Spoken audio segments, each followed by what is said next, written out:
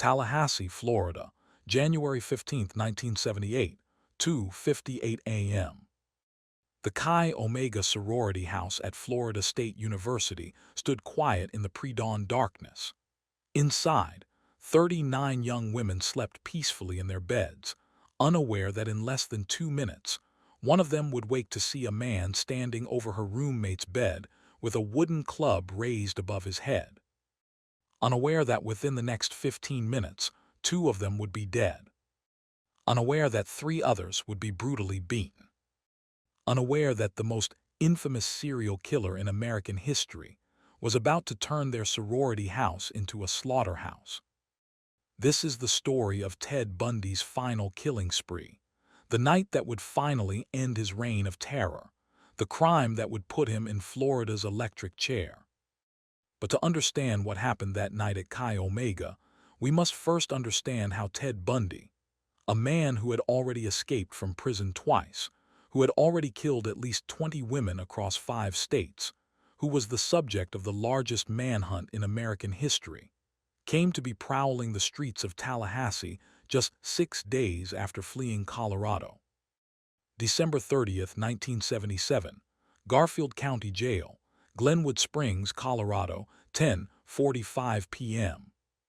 Ted Bundy, 31 years old, convicted kidnapper, suspected serial killer, and arguably the most dangerous man in America, was lying on his bunk in his cell reading a law book.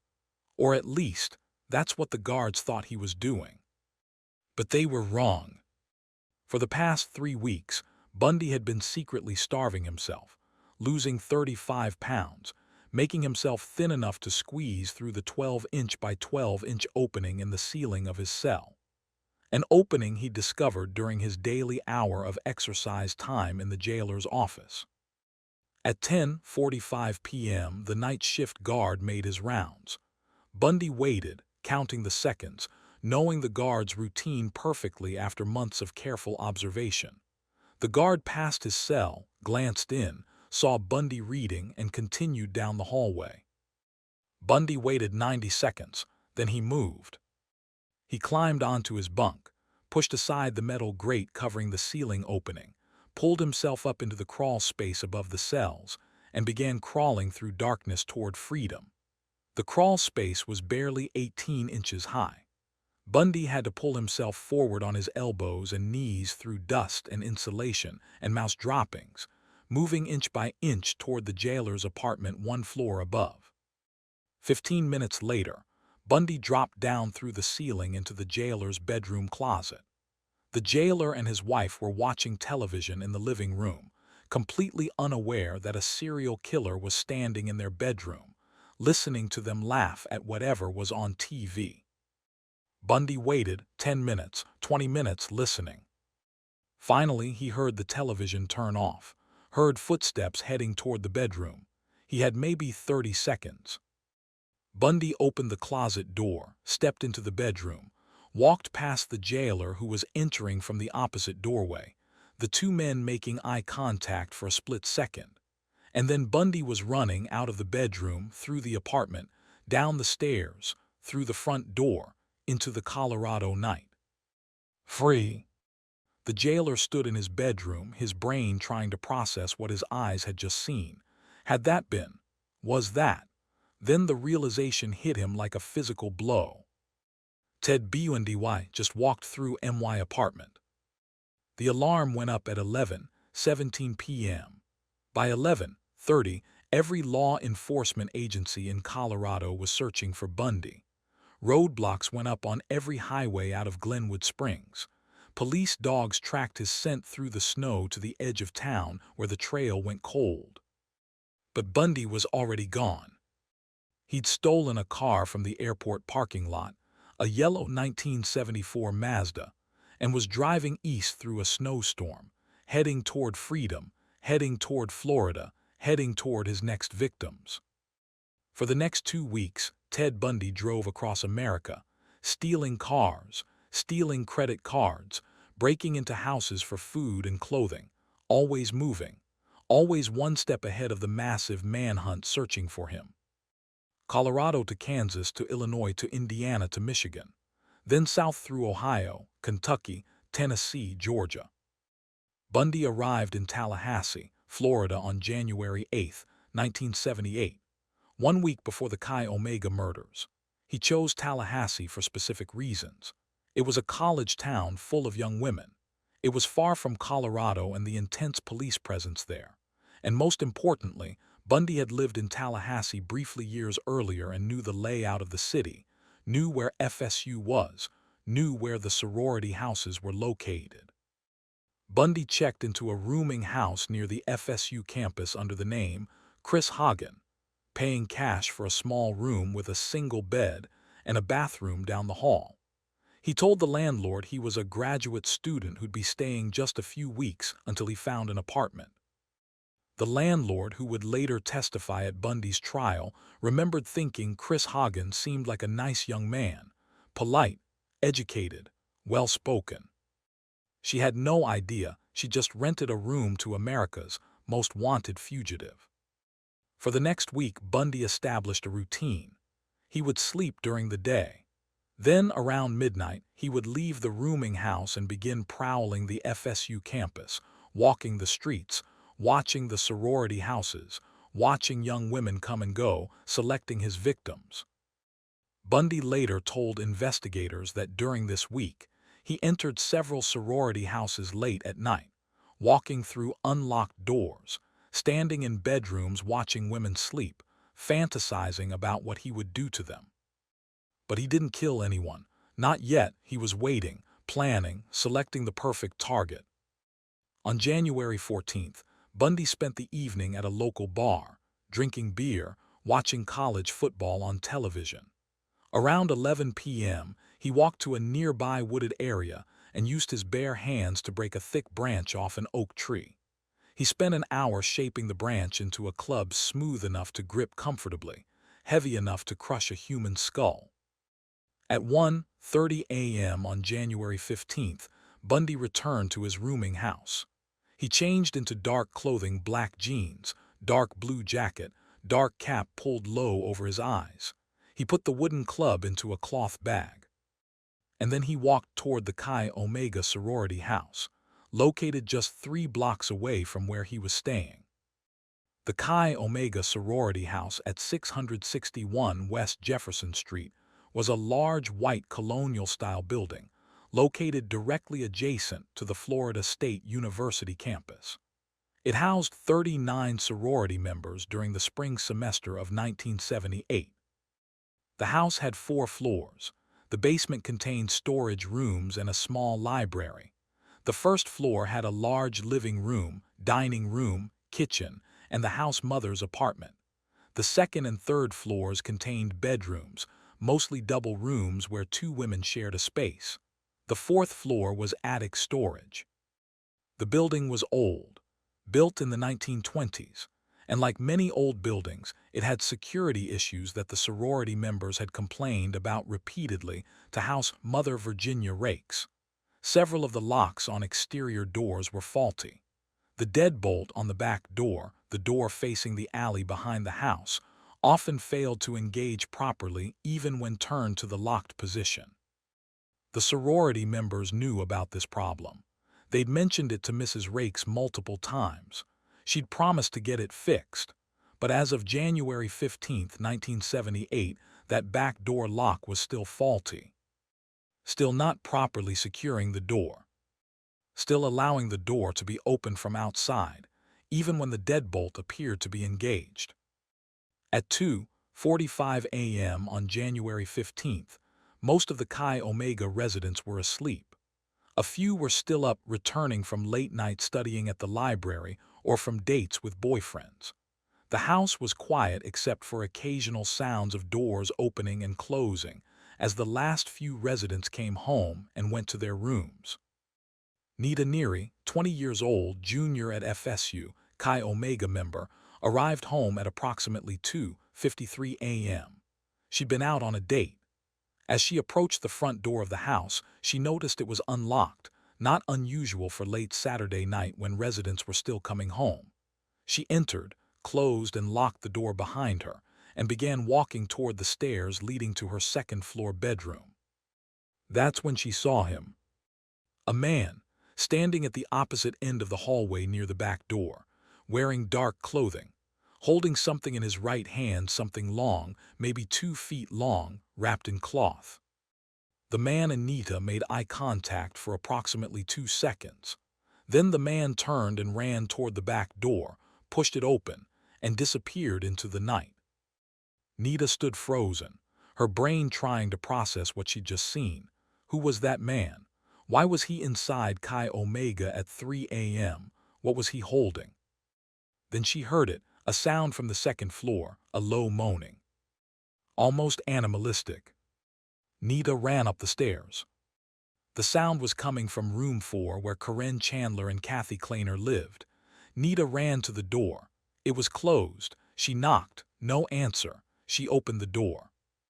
The room was dark except for moonlight coming through the window. Nita could see 2 beds.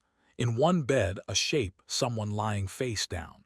In the other bed, another shape also lying face down, neither woman moving. Then one of them moaned again. Nita turned on the light. What she saw would haunt her for the rest of her life. Both women were lying in pools of blood. Karen Chandler's face was swollen beyond recognition, her jaw shattered, multiple skull fractures, blood pouring from her nose and mouth and ears. Kathy Kleiner's jaw was broken, her teeth knocked out, blood covering her face and pillow. Both women were alive but barely conscious, making horrible gurgling sounds as they tried to breathe through blood filling their throats. Nita screamed. She ran into the hallway screaming for help. Other residents began emerging from their rooms. Someone called 911. Someone else ran to get the house mother. And then Nancy Dowdy, who lived across the hall in room 9, remembered that her roommate Margaret Bowman had also gone to bed early that night. Nancy ran to her room, pushed open the door, turned on the light. Margaret Bowman was lying in her bed, a nylon stocking pulled tight around her neck, her head turned at an impossible angle, blood on the pillow, blood on the walls, not moving, not breathing. Dead. The police arrived at 3:23 a.m. Tallahassee police officer Henry Newkirk, responding to the 911 call reporting injured persons at Chi Omega. As he pulled up to the house, he could see residents streaming out the front door, many of them crying, some screaming. Newkirk entered the house and immediately radioed for backup and ambulances. Multiple victims, critical injuries, potential homicides. He began securing the scene, trying to maintain order as more officers arrived. At 3:31 a.m., Officer Newkirk and his partner Oscar Brannon reached the 3rd floor and entered room 12, the room where Lisa Levy and her roommate Deborah O'Brien lived. They found Deborah's bed empty. Deborah had stayed at her boyfriend's apartment that night. They found Lisa Levy lying in her bed, a sheet pulled up to her chin. At first glance, she appeared to be sleeping peacefully. No visible blood, no obvious signs of trauma. Then Officer Newkirk pulled back the sheet. Lisa Levy had been beaten with such force that her skull was fractured in multiple places. She had been strangled with a nylon stocking. She had been sexually assaulted with a foreign object later determined to be a bottle of hairspray. And most horrifically, she had bite marks on her left buttock, and on her right nipple human teeth impressions deep enough to leave clear patterns in her flesh. Lisa Levy was rushed to Tallahassee Memorial Hospital where she died at 4:16 a.m. without regaining consciousness.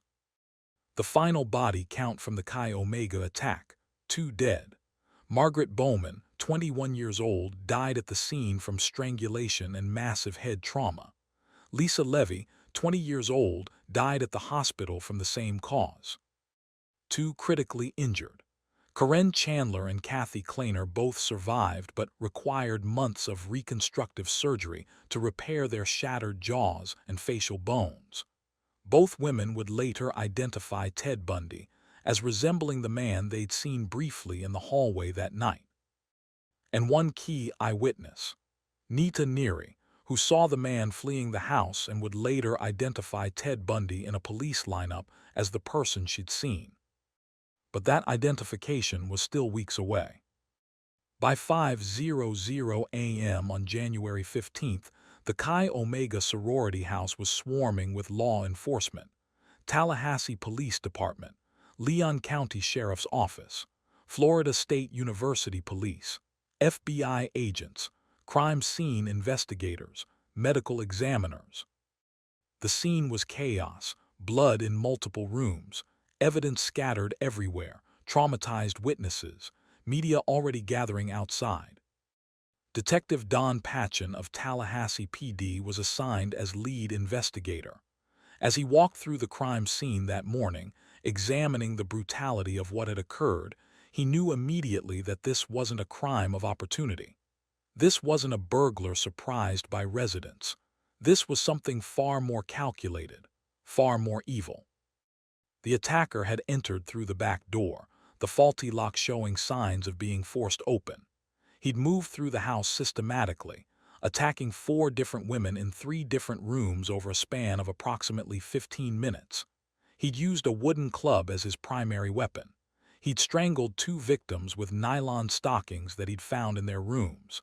He'd sexually assaulted at least 1 victim. And then he'd simply walked out the back door and disappeared into the night.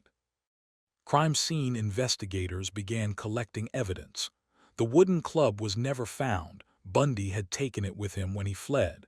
But they found other crucial evidence: the bite marks on Lisa Levy's body, fiber evidence from the attacker's clothing, a pantyhose mask found near the back door. The bite marks were especially significant.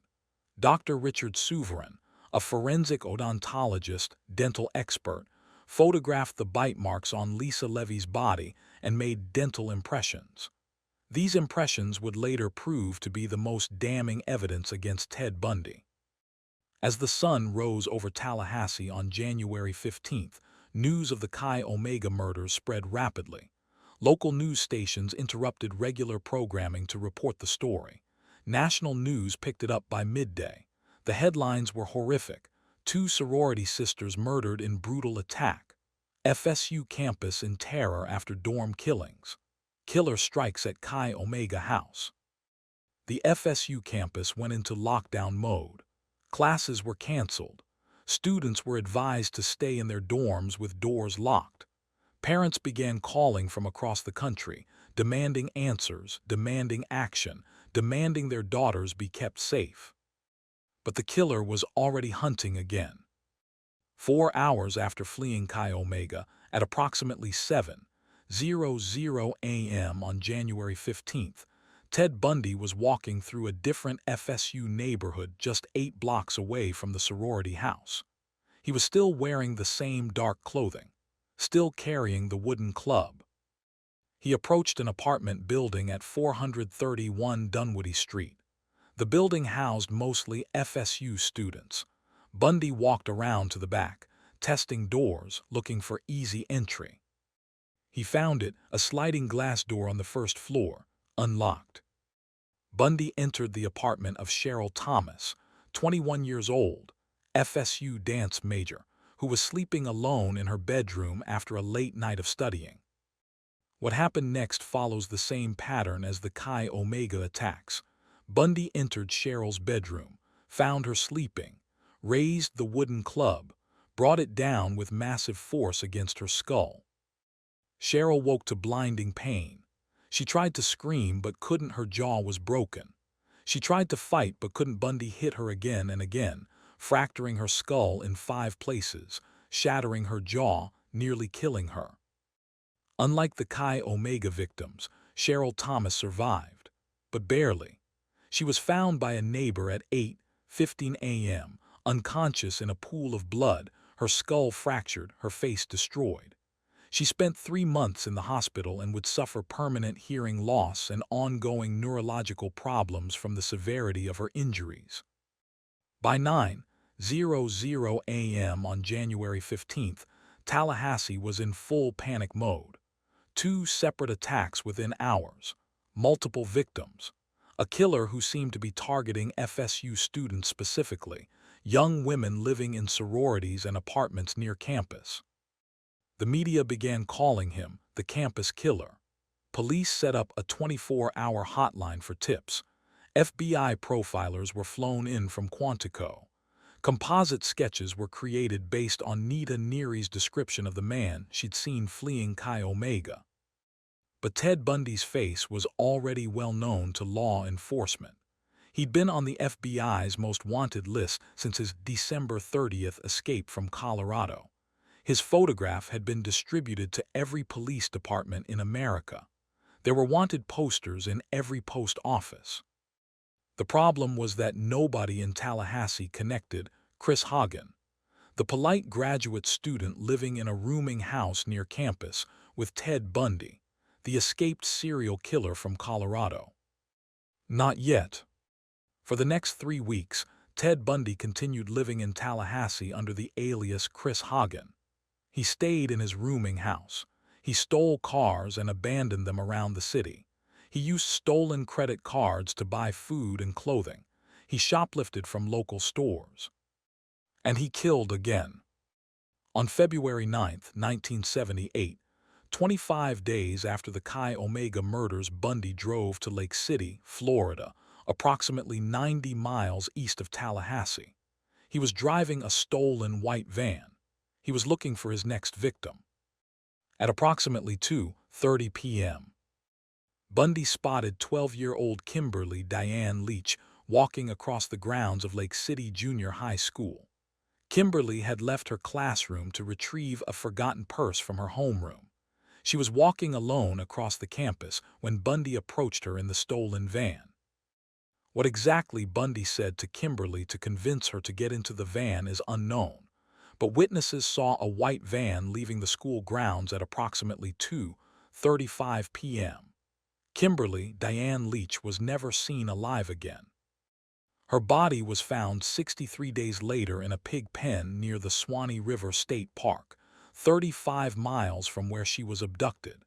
She had been raped and murdered. The medical examiner determined she'd been killed within hours of her abduction. The Kimberly Leach murder would ultimately be the crime that guaranteed Ted Bundy would receive the death penalty. Murdering college students was horrific, but murdering a 12-year-old child that crossed a line that, even in 1978, Florida made the death penalty virtually automatic. But Bundy didn't know that yet. After murdering Kimberly Leach, he drove back to Tallahassee and continued his routine as Chris Hagen, going to bars, watching television, prowling the campus at night. His reign of terror was about to end. February 15, 1978, Pensacola, Florida, 1:30 a.m. Pensacola police officer David Lee was on routine patrol in a residential neighborhood when he noticed an orange Volkswagen Beetle driving slowly through the area. The car caught his attention because it was driving without headlights and was weaving slightly between lanes. Officer Lee activated his patrol car's lights and pulled the VW over. The driver's license showed the name Kenneth Missner, another stolen identity Bundy had been using. Officer Lee asked Kenneth Missner to step out of the vehicle. As Bundy stepped out, Officer Lee noticed the VW's license plate didn't match the registration. He radioed in to check if the vehicle had been reported stolen. While waiting for the response, he asked Bundy to produce the vehicle registration. Bundy reached into the car as if getting the registration. Instead, he ran. Officer Lee chased him on foot for approximately 100 yards before tackling him in someone's front yard. Bundy fought viciously, kicking, punching, biting, but Officer Lee managed to handcuff him and get him into the patrol car. At the police station, Bundy gave his name as Kenneth Missner and claimed he'd simply borrowed the car from a friend. But when officers searched the VW, they found 21 stolen credit cards from different victims across Florida. More importantly, they found a notebook containing a list of names, young women's names, with addresses near the FSU campus in Tallahassee. One of the detectives processing Bundy's arrest recognized him from an FBI wanted poster. The facial features, the build, the age. "You're not Kenneth Misner," the detective said. "You're Ted Bundy." Bundy smiled. That famous charismatic smile that had allowed him to kill for so many years without being caught. "I don't know what you're talking about," Bundy said. "My name is Kenneth Misner." But his fingerprints told a different story. By 4:00 a.m. on February 15th, the FBI had confirmed what the Pensacola detective suspected. Kenneth Misner was actually Theodore Robert Bundy, escaped fugitive serial killer, wanted for multiple murders across 5 states. News of Bundy's capture spread rapidly. By sunrise, national news was reporting that the campus killer had been caught. FSU students celebrated. Tallahassee residents breathed easier. Parents of victims began the long journey towards some measure of justice. Over the next weeks and months, investigators built their case against Ted Bundy for the Chi Omega murders and the Cheryl Thomas assault. The evidence was overwhelming. Eyewitness testimony. Nita Neary identified Bundy in a police lineup as the man she saw fleeing Chi Omega. Her identification was powerful because she'd seen him face to face, made direct eye contact, and had given a detailed description to police just minutes after the attack. Physical evidence. Bundy's credit card receipts placed him in Tallahassee at the time of the murders. The pantyhose mask found at Chi Omega contained hairs that matched Bundy's hair. Fibers from the mask matched fibers found on Bundy's clothing when he was arrested. Bite mark evidence. This was the most crucial evidence. Dr. Richard Souverin, the forensic odontologist, compared the bite marks on Lisa Levy's body to dental impressions taken from Ted Bundy's teeth. The match was conclusive. The unique pattern of Bundy's teeth, including chips, rotations, and spacing, perfectly matched the bite marks on Lisa Levy. This was groundbreaking forensic evidence. In 1978, bite mark analysis was still relatively new in criminal trials, but Dr. Souverin was confident in his findings. He told prosecutors that in his professional opinion, Ted Bundy's teeth made those bite marks. No one else could have made them. The Kimberly Leach evidence. For the Kimberly Leach murder, investigators found even more damning evidence. Fibers from Bundy's clothing matched fibers found on Kimberly's body. Soil samples from the location where her body was dumped matched soil found in the stolen van Bundy had been driving. Witnesses identified Bundy as the man they'd seen in a white van near Lake City Junior High School on the day Kimberly disappeared. Prosecutors now had 2 strong cases against Bundy, the Chi Omega murders and the Kimberly Leach murder. Both carried the death penalty in Florida. Ted Bundy's trial for the Chi Omega murders began on June 25, 1979, in Miami, Florida. The trial had been moved from Tallahassee to Miami due to extensive pretrial publicity that made finding an impartial jury impossible in Leon County. Bundy chose to act as his own attorney, a decision that legal experts considered disastrous. While Bundy was intelligent and had attended law school, he had no trial experience and was facing the best prosecutors in Florida. The trial lasted 7 weeks. Prosecutors presented their evidence methodically. Nita Neary's eyewitness identification, the physical evidence placing Bundy in Tallahassee, the credit card receipts, the fibers, and most devastatingly, the bite mark evidence. Dr. Souverin's testimony was particularly effective. He showed the jury enlarged photographs of the bite marks on Lisa Levy's body next to overlays of Bundy's dental impressions. The match was undeniable. Even Bundy, watching from the defense table, seemed shaken by how powerfully this evidence connected him to the murders. The defense tried to argue that bite mark analysis wasn't scientifically reliable, that eyewitness identifications were unreliable, that the physical evidence was circumstantial, but none of these arguments gained traction with the jury. On July 23, 1979, after deliberating for 6 hours and 40 minutes, the jury returned with their verdict: guilty on all counts. 2 counts of first-degree murder for Margaret Bowman and Lisa Levy. 3 counts of attempted murder for Corinne Chandler, Kathy Kleiner, and Cheryl Thomas. 2 counts of burglary. 1 day later, the same jury recommended the death penalty. Judge Edward Cowart, in pronouncing the sentence, made a statement that became famous in legal circles. Looking directly at Bundy, Judge Cowart said, "The court sentences you to death. Take care of yourself, young man. I say that to you sincerely. It's a tragedy to this court to see such a total waste of humanity. You're a bright young man. You'd have made a good lawyer, and I'd have loved to have you practice in front of me. But you went another way, partner. Take care of yourself."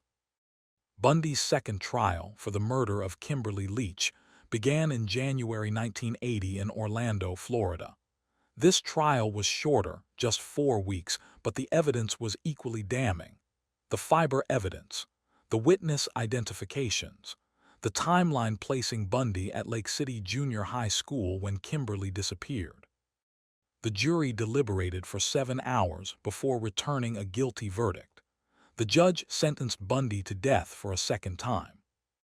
Ted Bundy spent the next 9 years on death row at Florida State Prison in Ryford, Florida, filing appeal after appeal, giving interviews to investigators and journalists, and eventually confessing to murders that authorities had suspected him of but couldn't prove. In the final weeks before his execution, Bundy met with detectives from Washington, Oregon, Utah, Colorado, and Florida, confessing to 30 murders in detail. He described how he chose his victims, how he approached them, how he killed them, where he disposed of their bodies. But investigators believed the real number was much higher. Some estimated Bundy may have killed 100 or more women over a 10-year period from 1969 to 1978. Bundy also gave interviews to Dr. James Dobson, a psychologist studying the psychology of serial killers. In these interviews, Bundy tried to blame his crimes on pornography addiction, claiming that exposure to violent pornography as a teenager warped his mind and turned him into a killer. Most psychologists rejected this explanation as Bundy's attempt to shift responsibility for his actions. The consensus among experts was that Bundy was a psychopath, someone who lacked empathy, who viewed other people as objects to be used and discarded, who killed for the sense of power and control it gave him. On January 23, 1989, 1 day before his scheduled execution, Ted Bundy gave his final confession to investigators. He admitted to killing a girl named Anne Marie Burr in 1961, when Bundy was only 14 years old. He admitted to killing women whose bodies were never found. He admitted to necrophilia, returning to dump sites to have sex with decomposing corpses. The admissions were calculated. Bundy was offering this information in exchange for a stay of execution, offering to help police solve cold cases if they would delay his death sentence. Some believed he genuinely wanted to help families find closure.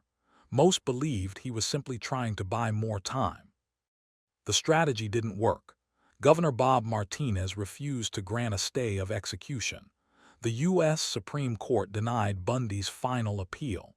The execution would proceed as scheduled. January 24, 1989, Florida State Prison, Ryford, Florida. Outside the prison, over 500 people gathered, many of them celebrating. They held signs reading "Burn Bundy Burn" and "Tuesday is Friday." When news came that Bundy had been executed, the crowd cheered and set off fireworks. Inside the prison, Ted Bundy's last meal was steak, eggs, hash browns, toast, milk, coffee, juice. He ate very little of it. At 7:00 a.m., guards came to his cell to escort him to the execution chamber. Bundy's last words to the guards were, "Jim and Fred, I'd like you to give my love to my family and friends." The execution chamber contained an electric chair nicknamed Old Sparky, a wooden chair with leather straps and a metal helmet connected to electrical cables. Bundy was strapped into the chair. A black hood was placed over his head. The metal helmet was fitted onto his head. At 7:06 a.m., the executioner threw the switch. 2,000 volts of electricity surged through Ted Bundy's body. He convulsed violently against the restraints. Smoke rose from the helmet. The smell of burning flesh filled the chamber. The first jolt lasted 60 seconds, then a 1-minute break, then a second jolt lasting 60 seconds. At 7:16 a.m., Dr. Frank Kilgo, the prison physician, checked Bundy's vital signs and pronounced him dead. Theodore Robert Bundy, America's most prolific serial killer, was gone. The Chi Omega murders and Bundy's subsequent execution had profound impacts on American society. Campus security. Universities across America implemented new security protocols. Exterior doors were required to have functioning locks. Security patrols were increased. Emergency phones were installed across campuses. The era of unlocked dorm rooms and open-door policies ended. Forensic science. The successful use of bite mark evidence in Bundy's trial legitimized forensic odontology as an investigative tool. While bite mark analysis has since faced criticism and is now considered less reliable than DNA evidence, in 1979 it represented cutting-edge forensic science. Serial killer awareness. Before Bundy, most Americans didn't know what a serial killer was. Bundy's crimes, his trials, and his execution brought the concept of serial murder into mainstream consciousness. The FBI's Behavioral Science Unit expanded significantly in the 1980s, directly responding to lessons learned from the Bundy case. Victim impact. The surviving victims of Bundy's attacks struggled with trauma for years. Corinne Chandler and Kathy Kleiner both required extensive reconstructive surgery and psychological counseling.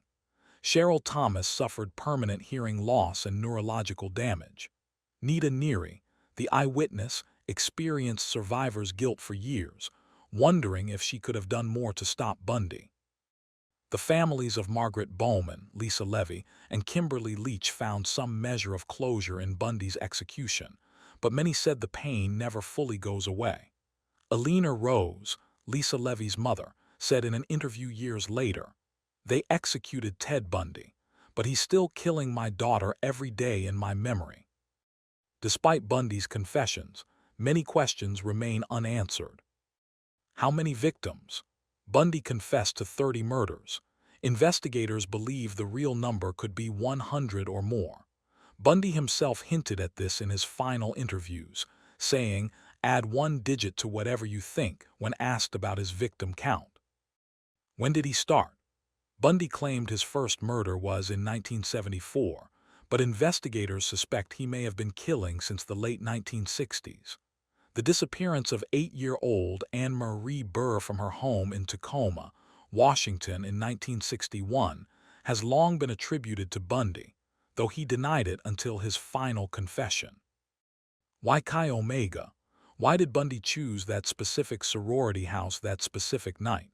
He'd been in Tallahassee for a week. He'd prowled multiple sorority houses. What made him finally act on January 15th? Bundy never fully explained his decision-making process. Could it have been prevented? If the backdoor lock had been properly fixed, Bundy wouldn't have gained entry to Chi Omega. If police in Pensacola had checked wanted posters more thoroughly during earlier traffic stops, Bundy might have been caught before the Chi Omega murders. If security on Sorority Row had been tighter, Bundy might have chosen different targets. The what-ifs haunt everyone connected to the case. Understanding Ted Bundy requires understanding psychopathy. Dr. Al Carlisle, a psychologist who evaluated Bundy in Utah in 1976, described Bundy as a sadistic psychopath, someone who derived pleasure from inflicting pain and suffering on others. Bundy exhibited all the classic traits of psychopathy. Superficial charm. Bundy was described by nearly everyone who knew him as charming, intelligent, articulate. He worked on suicide prevention hotlines. He was involved in politics. Women found him attractive and trustworthy. Lack of empathy. Despite his surface charm, Bundy was completely incapable of empathy. His victims weren't people to him, they were objects. He later told investigators he couldn't understand why people were so upset about the murders. After all, he said, they were just bodies. They weren't people anymore. Grandiosity. Bundy believed he was smarter than everyone else. He thought he could outsmart police, outsmart juries, outsmart the entire criminal justice system. This grandiosity is why he chose to represent himself at trial. He genuinely believed he was a better lawyer than the experienced prosecutors facing him. Manipulation. Bundy was a master manipulator. He manipulated women into trusting him. He manipulated fellow inmates into helping him escape.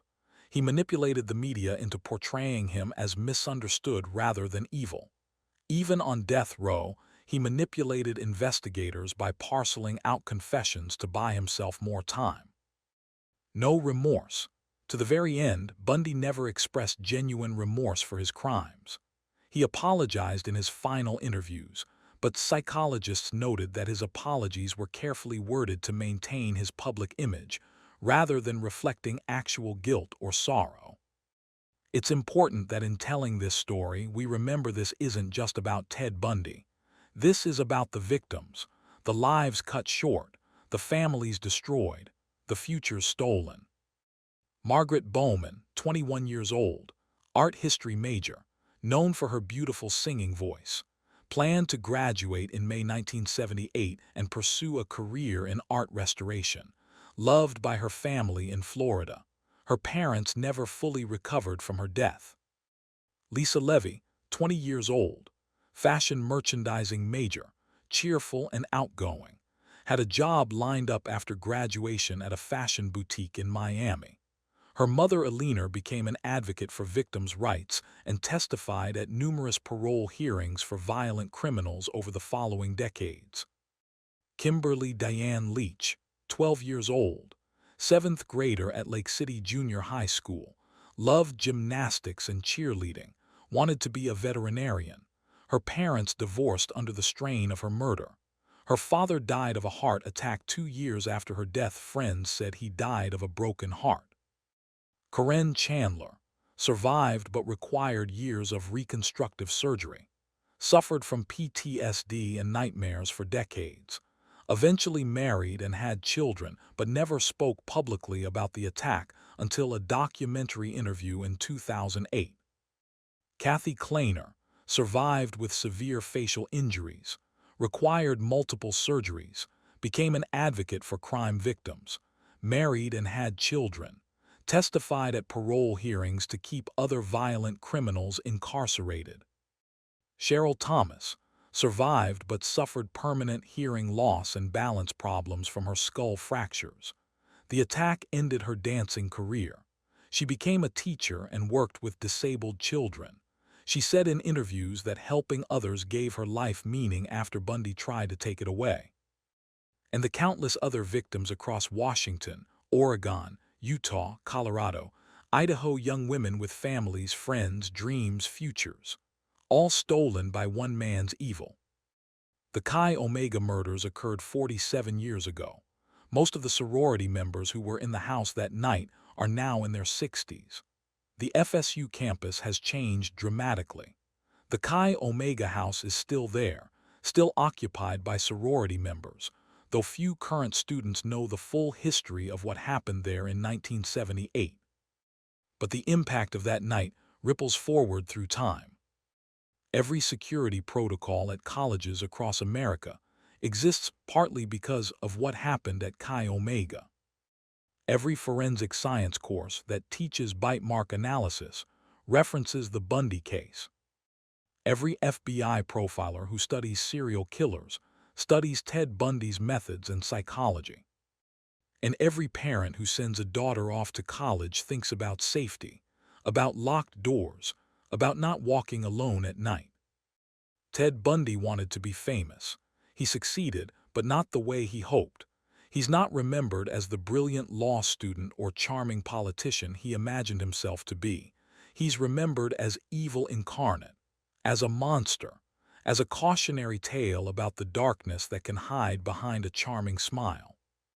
The Chi Omega murders remind us that evil is real, that it walks among us, that sometimes it wears a pleasant face and speaks in a charming voice, that the price of safety is vigilance, that we must protect the vulnerable, that we must remember the victims.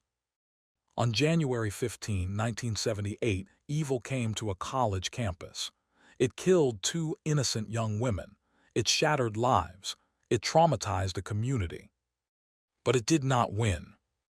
Because we remember Margaret and Lisa, we remember Kimberly, we remember all of Bundy's victims, we remember that their lives mattered, that they were loved, that they deserved better. And in remembering them, we ensure that Ted Bundy's true legacy is not the fear he created, but the strength, the resilience, and the justice that followed. This has been Fatal Headlines, the story of the night evil came to campus, the Chi Omega murders, and the end of Ted Bundy's reign of terror. Remember the victims. Remember their names. Remember that they were more than just headlines. They were daughters, sisters, friends, students with bright futures stolen too soon.